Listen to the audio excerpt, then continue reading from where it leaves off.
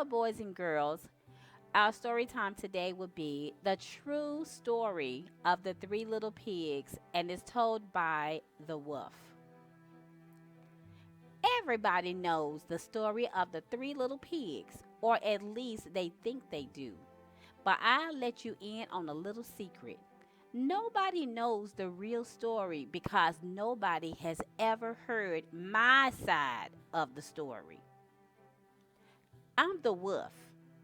Alexander T. Wolf. You can call me Al. I don't know how this whole big bad wolf thing got started, but it's all wrong. Maybe it's because of our diet. Hey, it's not my fault wolves eat cute little animals like bunnies and sheep and pigs. That's just the way we are. If cheeseburgers were cute, folks would probably think you were big and bad too.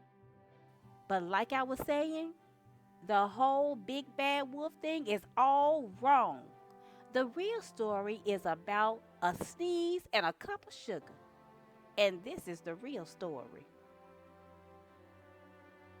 Way back in Once Upon a Time, I was making a birthday cake for my dear old granny. I had a terrible sneezing cold. I ran out of sugar.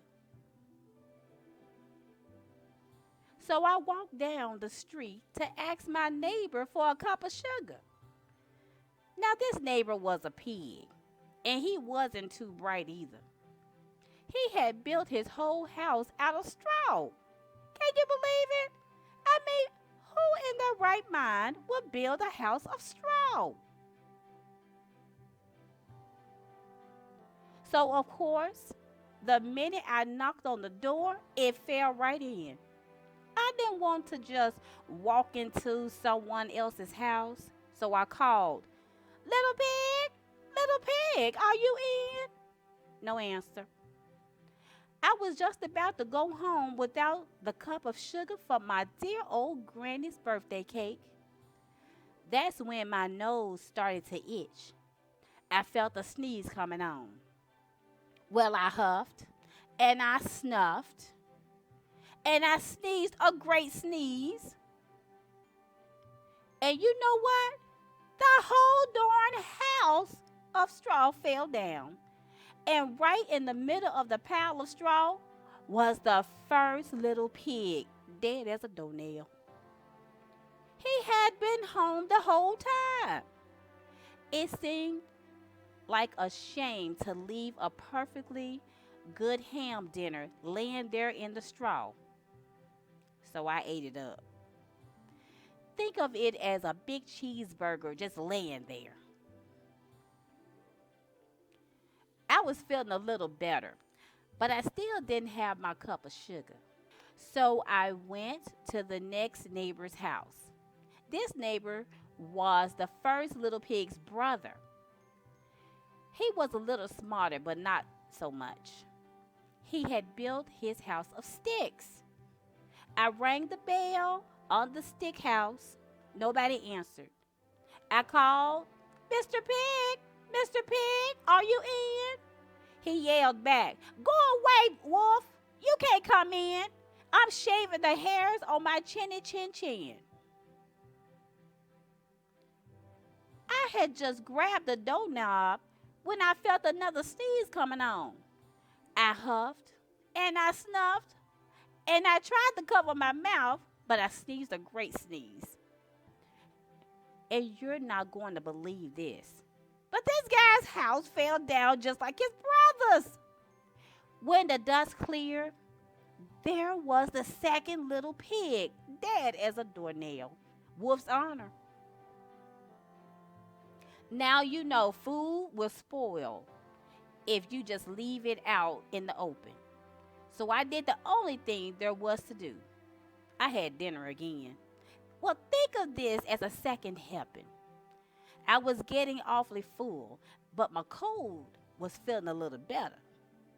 And I still didn't have that cup of sugar for my dear old granny's birthday cake. So I went to the next house. This house was the first and second little pig's brother. He must have been the brains of the family. He had built his house of bricks. I knocked on the brick house. No answer. I called, Mr. Pig, Mr. Pig, are you in? And do you know what the rude little porker told me? Get out of here, Wolf. Don't bother me again. Talk about impolite. He probably had a whole sack full of sugar, and he wouldn't give me even one little cup for my dear sweet old granny's birthday cake. What a pig! I was just about to go home and maybe make a nice birthday card instead of a cake when I felt my cold coming on. I huffed, and I snuffed, and I sneezed once again. Then the third little pig yelled, and your old granny can sit on a pen. Now, I'm usually a pretty calm fella, but when somebody talks about my granny like that, I go a little crazy. When the cops drove up, of course, I was trying to break down this pig's door.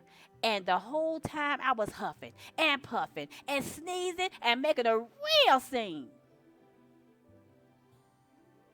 The news reporters found out about the two pigs I had for dinner. Then figured a sick guy going to borrow a cup of sugar didn't sound very exciting. So they jazzed up the story with all that huff and puff and blow your house down, and they made me the big bad wolf. That's it, the real story. I was framed. But maybe you could loan me a cup of sugar. The end. All right, guys, I hope you enjoyed this. This was fun. This was a real nice story. All right, so next week we'll have another one for you. All right, this is Anna.